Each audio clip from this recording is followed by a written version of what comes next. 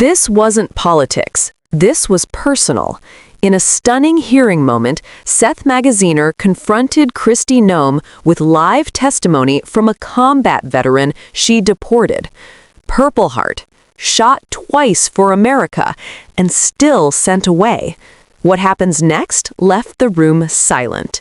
Gentleman's time's expired. I now recognize the gentleman from Rhode Island, Mr. Magaziner, for 5 minutes of questions. Madam Secretary, how many United States military veterans have you deported?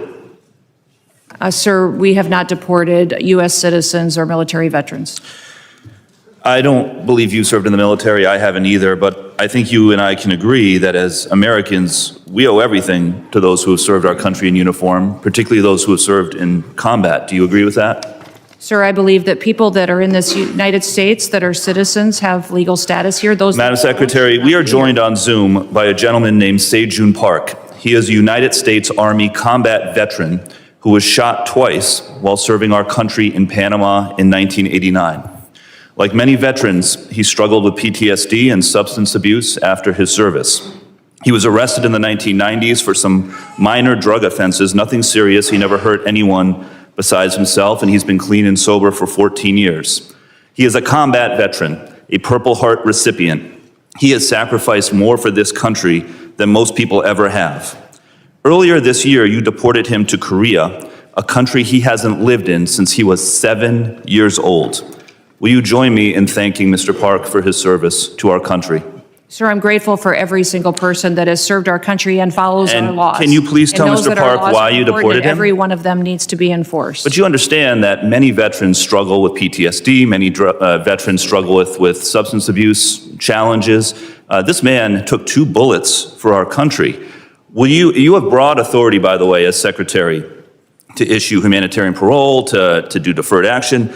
Will you commit to at least looking at Mr. Park's case to see if you can help him find a pathway back to this country that he sacrificed so much for? I will absolutely look at his case, but I want you to remember that Madam Secretary, the man behind you, please stand up, sir.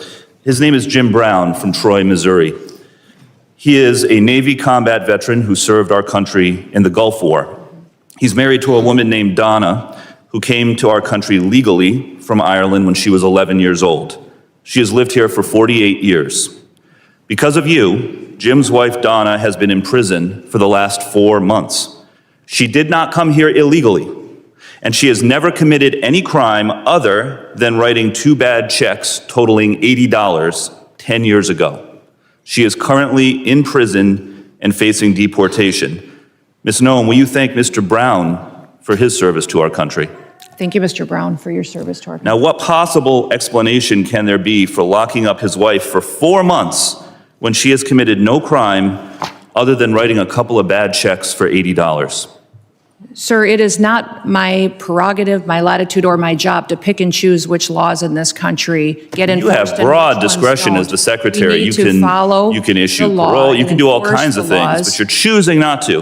Will you commit, again, to just reviewing Donna's case and reuniting this combat veteran with his beloved wife, who also loves this country? I will review the case. Now, Madam Secretary, you've already heard the story of Lance Corporal Alejandro Bronco, the United States Marine veteran who is behind you, who also has 2 brothers who are United States Marines. Will you thank Lance Corporal Bronco for his service? Thank you for your service. His father, Narcisso Bronco, is a landscaper in California who has lived peacefully in our country for 30 years and has no criminal record. Last spring, while he was mowing the lawn at an IHOP, ICE agents tackled him in the street and imprisoned him for weeks. A peaceful, hard-working man who raised 3 sons to be United States Marines. We need men of that character in this country. Again, as Secretary, you have broad discretion. Will you consider Lance Corporal Bronco's father for parole in place to stay in our country, owing to the fact that he has contributed to our country by raising 3 United States Marines? This is an opportunity to remind everybody that every person that's in this country illegally has an opportunity to voluntarily go home and come back the right way. He raised 3 United States Marines. We will facilitate that. He has been living here peacefully, doing his job for 30 years. You have discretion. You are choosing not to use it. Madam Secretary, you promised America that you would go after the worst of the worst. But these people are not the worst of the worst. A Purple Heart recipient, a military spouse, the father of 3 Marines. And it's not just veterans and military families. You are locking up and deporting children with cancer, mothers with babies in the NICU, United States citizens. There are many problems with your leadership, but the biggest problem is this. You don't seem to know how to tell the difference between the good guys and the bad guys. Go after the bad guys. Go after the terrorists. Do not go after veterans, Marines, children, Gentleman's United time's States expired. citizens. I yield back. Time's expired. I now recognize the gentlelady from Georgia, Ms. Green. This moment cut through the politics and went straight to the heart of the issue. Seth Magaziner didn't raise his voice, he didn't posture, he brought faces, names, and lived sacrifice directly into the room and forced Kristi Noem to confront the human cost of her policies in real time. A Purple Heart combat veteran, shot twice serving the United States, struggled with PTSD, got clean, stayed sober for over a decade, then deported to a country he barely remembers. Then another veteran, still serving his community, watching his wife sit in prison over decades-old non-violent offenses. And then the father of 3 U.S. Marines, tackled by ICE after 30 years of peaceful work. This wasn't about open borders. This wasn't about slogans. This was about discretion and who gets mercy when the government has the power to give it. Noem kept repeating that she follows the law, but the law allows discretion. The law allows humanitarian parole. The law allows compassion. And that's what made this moment so powerful.